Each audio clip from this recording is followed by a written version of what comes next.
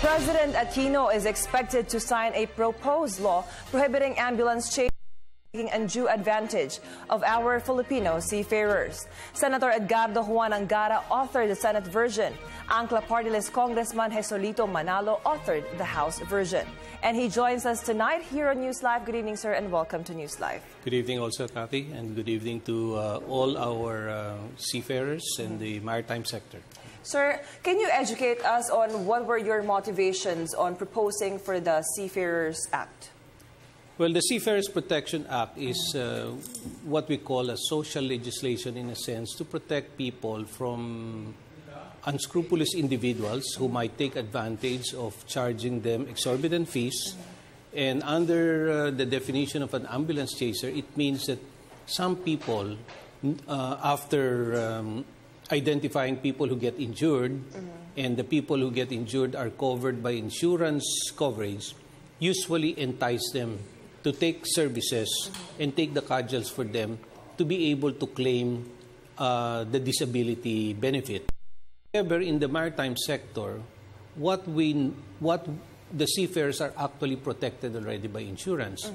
And there are certain levels of insurance claims. The insurance claims ranges from partial disability to full disability. Like, for example, in some cases, a seafarer gets injured by, let's say, his hand gets injured, and some people will try to claim the full disability. So what happens? The shipping industry will get surprised. Why is a person who has a cut fingernail or a finger will claim full disability when in fact it's partial? So what happens is most of the shipping companies are moving out of the Philippines because of certain fraudulent claims. Okay. And has this been a very rampant scenario for the past several years? Well, the last claim of most shipping companies covered by insurance alone, there are about $16 million of these claims. Okay. So the Seafarer Protection Act is intended to protect the from not filing an unreasonable claim, because if they file and they're recorded that they are disabled, yung sinasabi nilang hindi pala sila fully injured, after getting a pay from the insurance, they could no longer work. And what happens with the distribution? Normally, ang sinisingil sa kanila is 20, 30, 40, 50%. So the poor maritime worker, instead of getting the full disability, a great portion of the fee goes to the lawyer or the agent of the lawyer who will claim this. So to my mind, this is actually an issue that we should protect our seafarers from being enticed to file claims that are not actually what is covered, and also to protect them from these individuals who have charged them so much. So under this bill, which passed the House last December and authored by Senator Angara in the Senate, this will now limit the legal fees to 10%. Okay. And not only if you engage in ambulance chasing, you can be charged criminally with an imprisonment of 1 to 2 years and a penalty of 50,000 to 200,000. Sir, with the Seafarers Protection Act, who is the body who will go after or check the insurance claims of these seafarers? Well, the claims, being a labor issue, is filed with the Department of Labor, the NLRC, and this goes through the normal disability claim of any labor issue. However, if you violate it, the normal course of prosecuting a case will come in. It becomes a Department of Justice responsibility, and the Code of Professional Responsibility can be taken into account, and maybe disbarment issues can be raised. And the lawyer who may be accused or proven to do an ambulance chasing act may be disbarred. Sir, why do you think are some of our seafarers so attracted to these ambulance chasers when they need to claim something from their companies? Well, a lot of them is being misled, Cathy. It's what happens also in the U.S. If somebody gets injured, someone will tell them, I'll advance you money, be sure. I am assuring you that you'll get more. And once you do that, some people may think, it's what we call undue influence. When you're in the thick of being injured, you might decide right there and then. That's why it's called ambulance chasing. The minute you get injured, people will line up and say, I'll help you. And the tendency sometimes of people is just to say yes. But at the end of the day, when they think about it, they should have just filed the right claim. And the right claim, they're already covered. Our seafarers are actually covered by adequate insurance. Under the POA contract, any full disability, they're entitled to $80,000 US. Under the CBA, which is covered by MLC, the Maritime Labor Convention, they can be paid as much as $250,000 US. So it's prone to abuse by a lot of people, and the seafarers should be well educated that if you get injured, you must file the rightful claim that you deserve. There are levels. And because of the ambulance chasers that we have around, because of the lucrative profession that can open up a lot of money for them, they're forced sometimes to claim much more than what they actually suffered. Sir, earlier you mentioned that it was signed earlier in December. What are the next steps for this Seafarers Protection Act to be fully signed by the President eventually?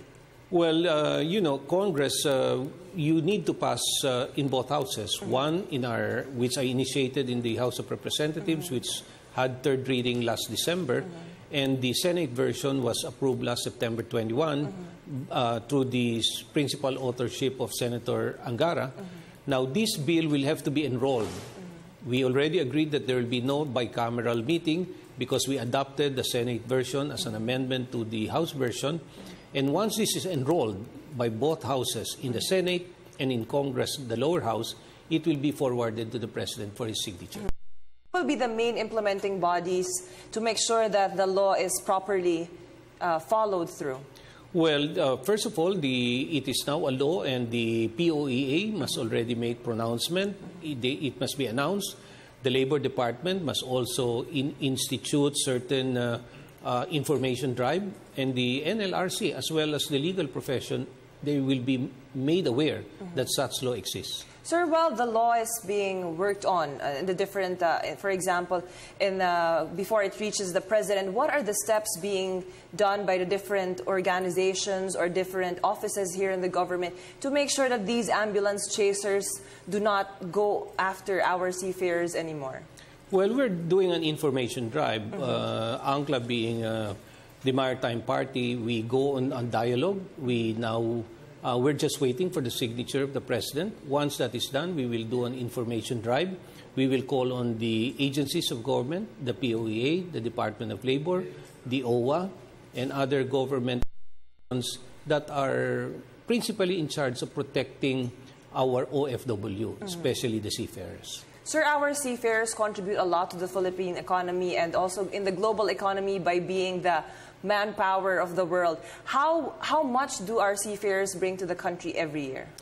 Well, our seafarers last year contributed or remitted close to $5.6 billion US. And that $5.6 billion US is actually 20% of the total remittance of the OFW, while our seafarers merely comprise 5% of the total OFW workers. And I would say that 30% of the entire world maritime global professionals are Filipinos. So 1 out of every 4 seafarers is a Filipino. So it's really a big industry. And that's why I always encourage and I always talk to government agencies, we should merely not be contented in a manpower supply. We must now look to as a shipbuilder. I always say this. For the last 10 years, we've built close to 250,000 world-class vessels. We've been producing world-class vessels for Japan of Tunisia, Hanjin of Korea, Keppel of Singapore, Ostal of Australia, worth close to $10 billion US. World-class vessels built by world-class workers all over the world. Why is it that we can't produce vessels here? It's because the Philippines provide incentives to shipping manufacturers, shipbuilders. They don't give this to local shipbuilders.